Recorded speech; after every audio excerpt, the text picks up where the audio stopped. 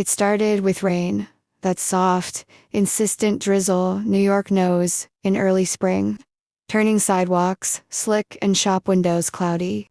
Emma Reyes hurried through the East Village, her umbrella failing to keep her coat dry, as though the sky had a secret determination to soak her through. She ducked into the first warm glow she saw, a second-hand bookstore bustling with quiet escapes. She didn't plan to stay, she told herself, but every drop on the pavement distilled into a reason to linger. Inside, the air smelled of old paper and possibility.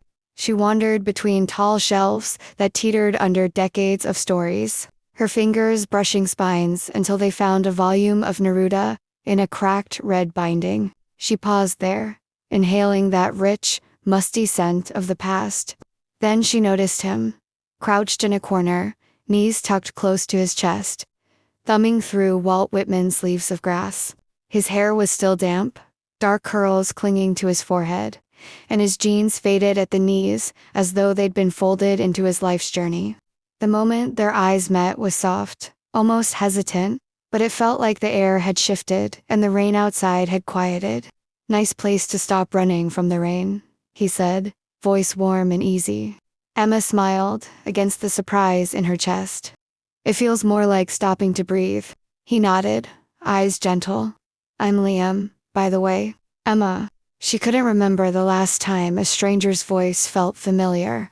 They talked, first about books, then about everything else, the way nostalgia tastes like black coffee, how travel teaches you who you don't want to be. The words Emma painted into life through her design work. He spoke of a gap year that turned into years. A photograph of Europe with Paris at its center, but veering always towards small towns, where he learned languages slower and lived more deeply. They sat on the floor, back to a shelf lined with Hemingway, and ordered tea from the upstairs cafe to mismatched mugs warming their hands. The sky outside softened to drizzle and then stilled altogether. Time folded each moment into the next, and Emma found herself listing each and every reason she didn't want this to end. A bell above the door jingled. She didn't want that bell signaling departure. But he said, "I'm going to Paris in a week," as though announcing a train schedule he couldn't change. Her heart clenched. To stay long. He shook his head, a rueful smile. "I don't know. For now. Maybe another French movie beginning," she teased, but it hurt to joke. He pulled a scrap from his notebook, a poem, fluorescent against the yellowing paper, about rain tracing the lines of her coat and memory. He pressed it into her hand. "Maybe this will keep us from being strangers again." She held it at first like a fragile spark, then smiled. "I love it." They left together, walked in silence, toward the subway, as though the world had paused to give them a moment that would never come again.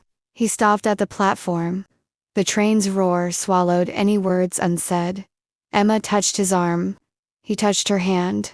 Then, he was gone, rain mixed with tears on the platform beneath the tunnel lights. Then the poem was all she had. In the following months, she read his words as if studying a map back to him. She typed his name with every variation she could think of, hoping to uncover an address, a social media marker, anything. Nothing. Invisible tracks. Photographs of places she'd never been. No sign of him among the digital noise. He'd left no breadcrumb trail. She moved on, moved far enough away that each memory of him floated, off like a leaf slipping downstream, but the poem stayed taped above her desk. And at night she sometimes read his words aloud, half hoping he'd hear them on the wind. Emma relocated to Chicago. She found a job at a boutique design studio and spent her evenings tracing the skyline with charcoal, sketching the edges of new friendships. She got engaged, soft, thoughtful, comfortable. It wasn't sparks, but it was steady. And for a while, that felt enough. Until one night, she reached into her coat pocket and felt the crumbled poem again. Its edges were worn, the ink slightly smudged, unintentional as childhood dreams. She unfolded it and remembered.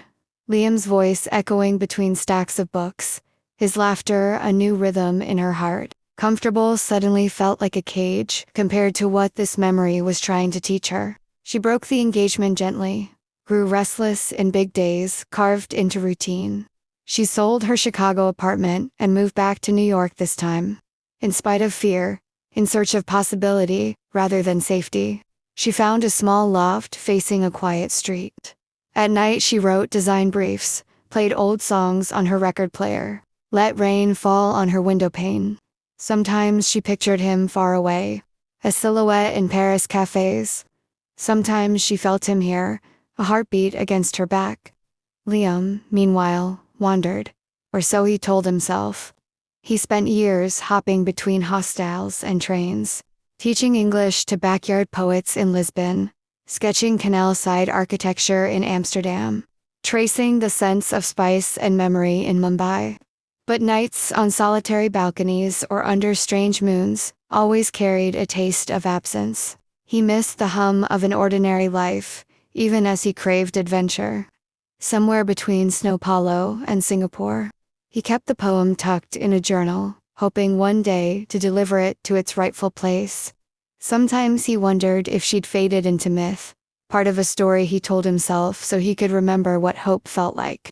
8 years after that rainy Tuesday, Emma found herself back in New York for a design conference, timed to spring. She woke to drizzle and took the subway downtown, her coat collar up, the poem safe in her bag. On a whim, she passed the bookstore. Same window displays, the wooden sign above the door worn but familiar. She pushed open the door and stepped inside. Her lungs deepened. The shelves were still stocked with worlds waiting to be found. This time, she looked straight past Whitman's corner, her hands moving with intent, until they stopped at a pinboard beside the poetry section. Covering that board were slips of paper, lines from strangers, hearts, hope.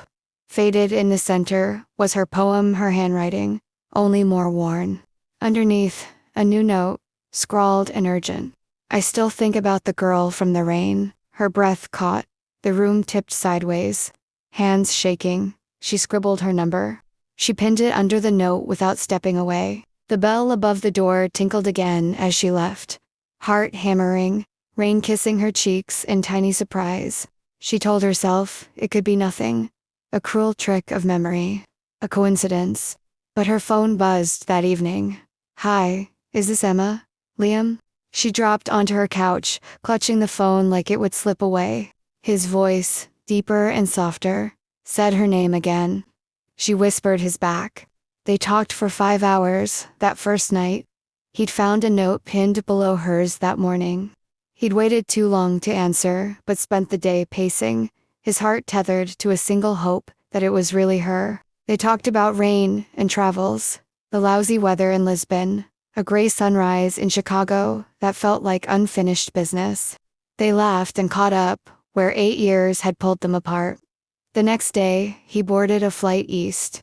When they met at the arrivals gate, they froze, unsure whether to run in or hold back. He let go of his suitcase, stepped forward, and she ran into his arms. The reunion felt like returning home after traveling 1,000 worlds. They spent that weekend in the city he almost never left, walking streets lit pink by dusk, holding hands so naturally the years apart felt like a brief wrong turn. They didn't rush into forever, but they moved together consciously. Mornings became coffee from the cafe where they first shared tea. He visited New York. She flew to Lisbon. They spent evenings reading on his balcony or hers, rediscovering each other in spaces once unknown. The question wasn't whether they fit it, was how they had ever been anything else. One April evening, on the wet street outside the bookstore where they met, he dropped to one knee. The sky was drizzling indecisively, as though blessing them with the same soft rhythm that had started it all. Emma's eyes flared wet with surprise, and when he spoke, the world narrowed to the words between them. I've traveled to find meaning, but all roads lead me to you. Will you marry me? She whispered yes, heart full, tears mingling with the rain. They hugged, the world around them, hazy and brilliant, all at once, as though the city had drawn a breath and stopped, waiting for their next move. Overhead, the drizzle settled into a hush, and that moment training in real, they didn't ask for signs. Fate, timing, memory, they didn't explain it. They just held on. Years later, they'd tell this story to friends. How two strangers met by chance, lost each other in time, and came back together like pieces of a puzzle that fit only when the light was right and the rain had left the sky tender.